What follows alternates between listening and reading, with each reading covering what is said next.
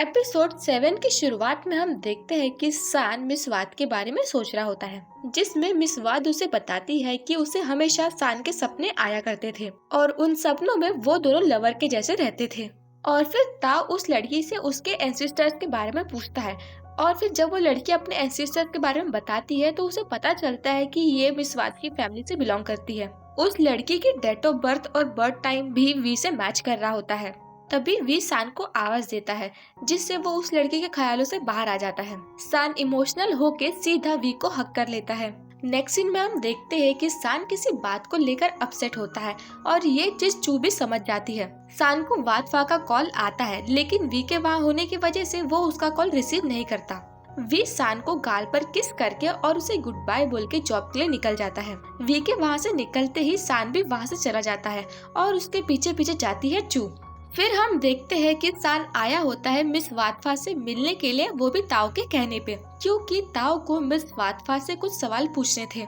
और ये वही जगह होती है जहाँ पर मिस वात की डेथ हुई थी। उस जगह को देखकर मिस वातफा को कुछ याद आने लगता है और वो सान को बताती है कि यहाँ पर उन दोनों ने कुछ टाइम स्पेंड किया था पिछले जन्म में। और फिर जब वो दरवाजे की तरफ देखती है तो उसे वही पुरानी वाली मेमोरी याद आती है जिसमें उसे कोई मार रहा होता है। और इस वाली मेमोरी को याद करके वो बहुत ज्यादा डर जाती है और वो सीधा सान को हक कर लेती है। और सान भी उसे बस कंसोल कर रहा होता है, लेकिन अनफॉर्चुनेटली वहाँ पर चू आ जाती है और वो उन दोनों को ऐसा देखकर गलत समझ लेती है। और चू के साथ में वी भी होता है और सान को ऐसे किसी और के साथ में देखकर वो वहाँ से गुस्से में चला जाता है। वी को मनाने के लिए सान उसके पीछे पीछे जाता है, लेकिन वी है कि उसकी कोई भी बात सुनने के लिए रेडी नहीं रहता है। वी जोर जोर से रोने लगता है और वो उससे पूछता है कि उसने उसके साथ में ऐसा क्यों किया। उसने सान से कहा भी था कि वो बस अकेला है, इसलिए उसे ऐसा लग रहा है कि वो वी को प्यार करता है, अदरवाइज वो वी को प्यार नहीं करता। बट सान उससे कहता है कि जो भी वो सोच रहा है ऐसा कुछ भी नहीं है, वो सिर्फ और सिर्फ वी से प्यार करता है और वो सिर्फ उसकी बात को एक बार सुन ले। लेकिन वी फिर भी उसकी बात सुनने के लिए राजी नहीं रहता है और वो कहता है कि अगर ऐसी बात है तो फिर वो सब क्या था, वो लड़की कौन थी और तुम कब से उस लड़की से मिल रहे हो। तभी वहाँ पर चू, ताओ और वातफा आते हैं और वो वी को बताते हैं कि एक्चुअली में वो लड़की मिस वाद है। सान वी को मिस वाद की फोटो दिखाता है जो हूबहू उस लड़की से मिलती है और वो लड़की भी कहती है कि उसे सान के बारे में सपने आया करते थे। पहले तो वो सपने ब्लर हुआ करते थे, लेकिन पिछले कुछ दिनों से वो सपने उसे क्लियर आने लगे और उन सपनों में उसे सारी चीजें दिखी कि कैसे वो फर्स्ट टाइम मिले और कैसे वो साथ में बिछड़े भी थे। और ये सारी बातें सुन के आंटी कहती है कि ताऊ ने तो ये कहा था कि वी मिस वाद है। फिर ताऊ उन्हें बताता है कि उसने तो सारी चीजें कैलकुलेट करके बताई थी और वही सारी चीजें इस लड़की के साथ में भी सेम है। वो लोग उस पत्थर के जरिए असली मिस वाद को पहचानने की कोशिश करते हैं, क्योंकि उस पत्थर को पिछले जन्म में मिस वाद ने छुआ था, इसलिए वो पत्थर उस लड़की को पहचान लेगा।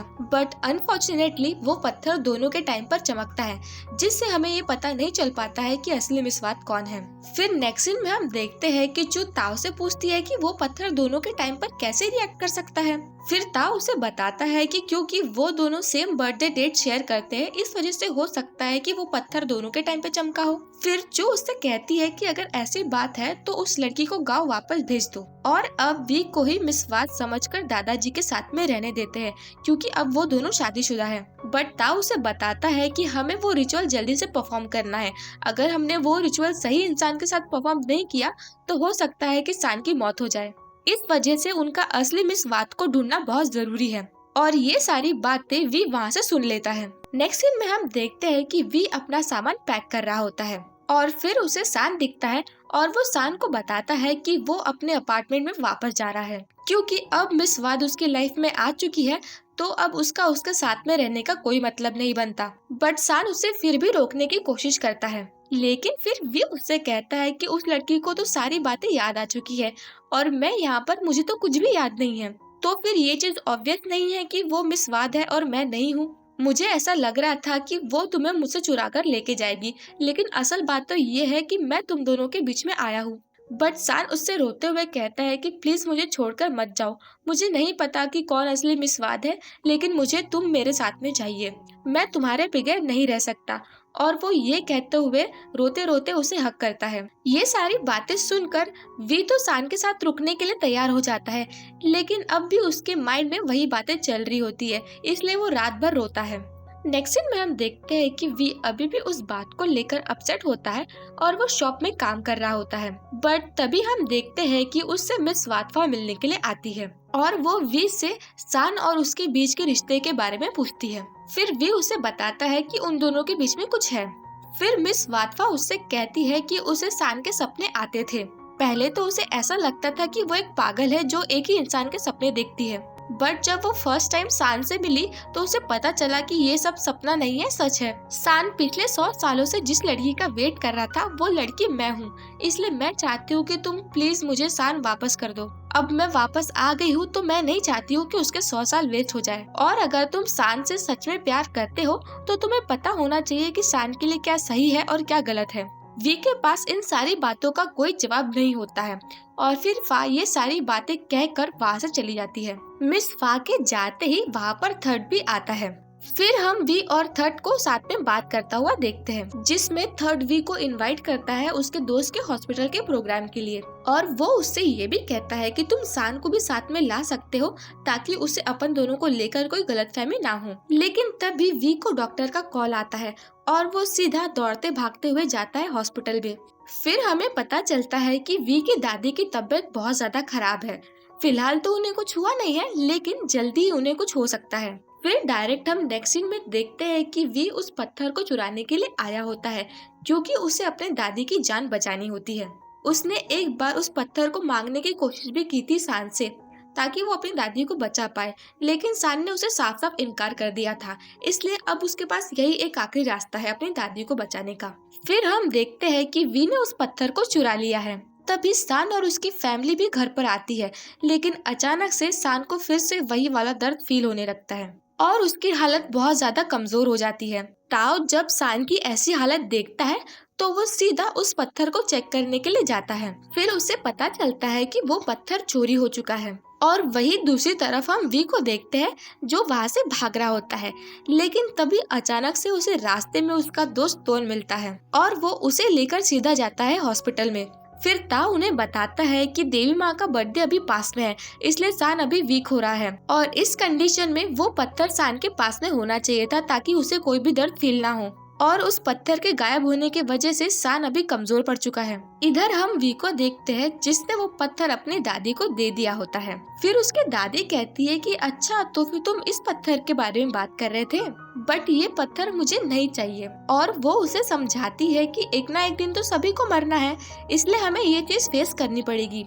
फिर वी उनसे कहता है कि क्या आप मुझसे प्यार नहीं करती, क्या आप नहीं चाहती कि आप हमेशा मेरे साथ में रहें? अगर आप नहीं रहेगी तो मैं अकेला पड़ जाऊंगा। बट फिर उसकी दादी कहती है कि मैं भी तुमसे बहुत प्यार करती हूँ और तुम अकेले बिल्कुल भी नहीं पड़ोगे। मैं हमेशा तुम्हारे साथ तुम्हारे दिल में रहूंगी। और जिस इंसान ने मेरी जान बचाई थी पहले, उस इंसान की बची कुची जिंदगी मैं कैसे ले सकती हूँ? और कोई भी चीज अगर लाइफ टाइम रहे तो उसकी कीमत कम हो जाती है और मैं नहीं चाहती कि मेरी कीमत तुम्हारी जिंदगी में कम हो जाए। मैं वैसे भी बहुत ज्यादा बूढ़ी हो चुकी हूँ, तो मुझे लगता है कि अब मुझे रेस्ट कर लेना चाहिए। मुझे पता है कि मेरे जाने से तुम बहुत ज्यादा दुखी हो, लेकिन तुम्हें पता है ना कि ये दुनिया का दस्तूर है, एक ना एक दिन तो हर किसी को जाना ही पड़ता है। वही दूसरी तरफ हम देखते हैं कि जो वी को कॉल कर रही होती है सान की तबीयत के बारे में बताने के लिए, लेकिन वी उसका कॉल पिकअप नहीं करता।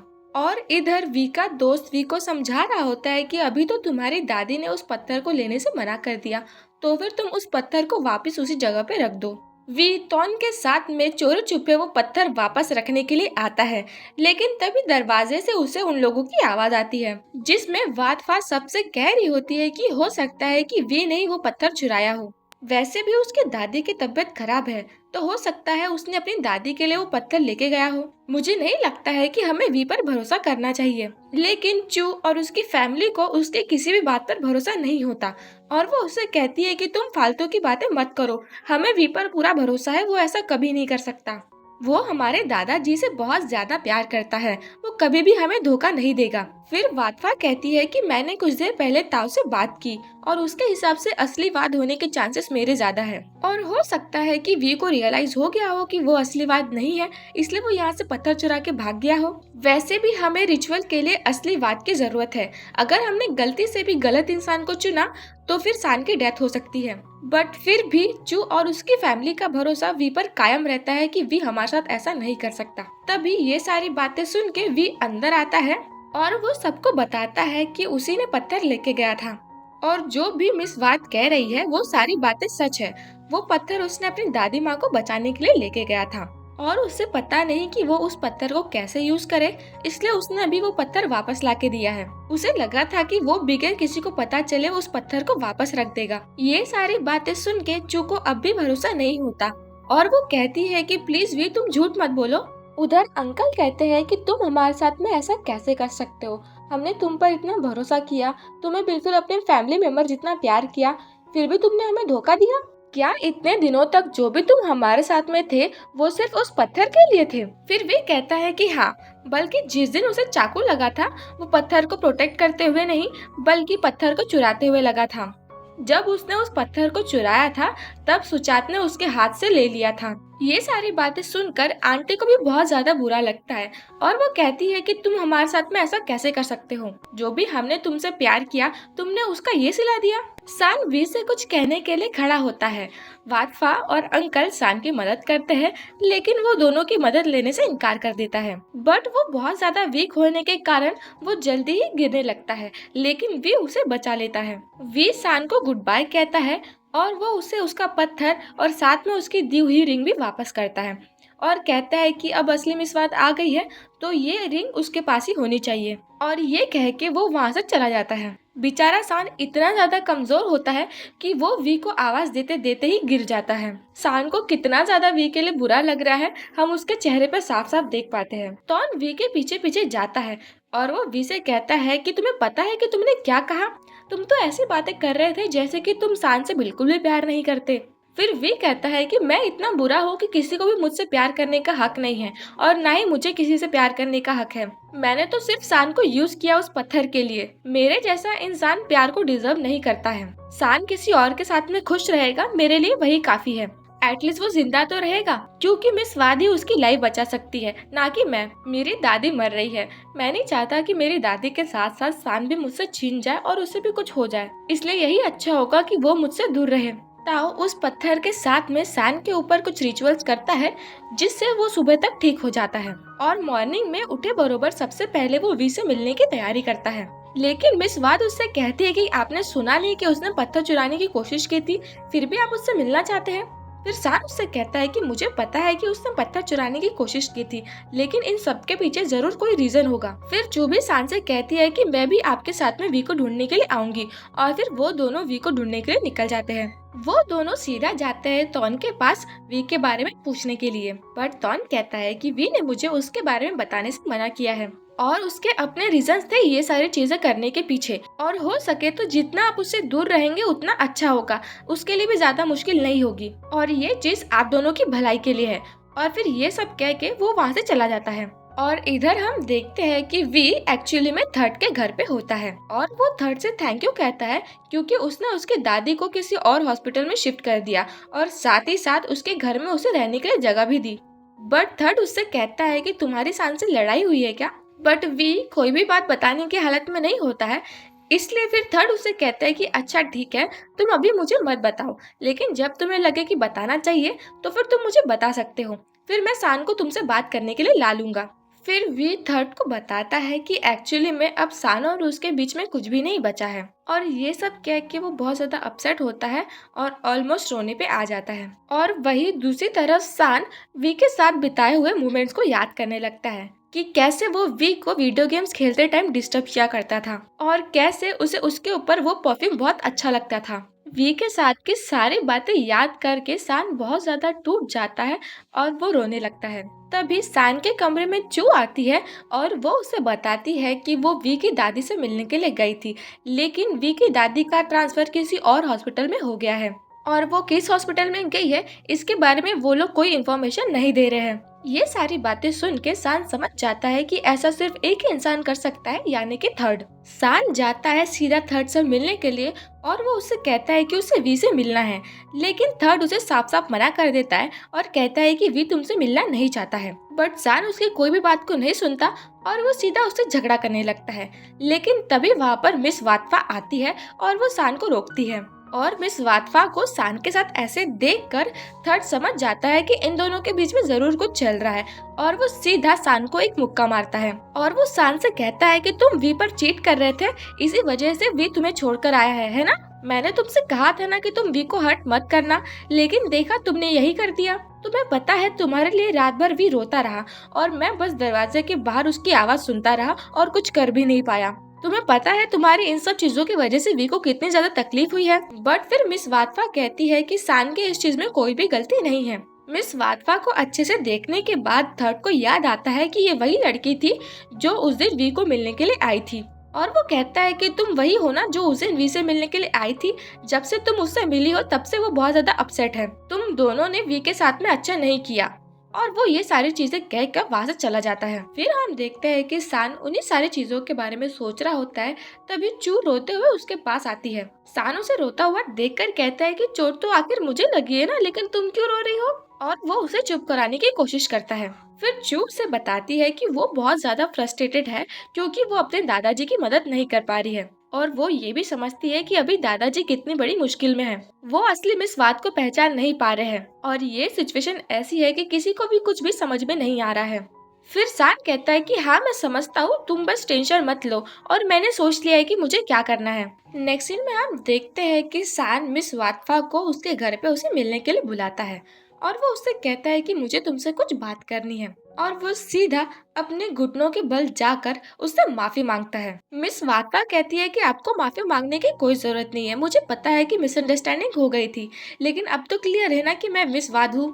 लेकिन सान उससे कहता है कि मैं इस चीज के लिए सॉरी नहीं कह रहा हूँ, मैं इस चीज के लिए सॉरी कह रहा हूँ क्योंकि मैं वी से प्यार करता हूँ और मुझे सिर्फ वी ही चाहिए। उसे पता है कि उसने मिस वाटफा के साथ में गलत किया, लेकिन वो उसे माफ कर दे। उसे फर्क नहीं पड़ता कि मिस वाट कौन है, लेकिन वो सिर्फ और सिर्फ वी से ही प्यार करता है और वो उसी के साथ में रहना चाहता है। ये सारी बातें सुन के मिस वाटफा को बहुत बुरा लगता है और वो सान को सीधा थप्पड़ मार देती है और वो उससे कहती है कि मैंने तुम्हारा इतना इंतजार किया और तुमने मुझे धोखा दिया। 100 साल पहले तुमने उस पत्थर का यूज किया था ना ताकि तुम मेरे लिए वेट कर सको। अगर तुम वी से इतना ही प्यार करते हो और तुम्हें उसी के साथ में रहना है तो फिर वो पत्थर तुम मुझे दे दो, या फिर तुम चूज करो कि तुम्हें वी चाहिए या फिर मैं।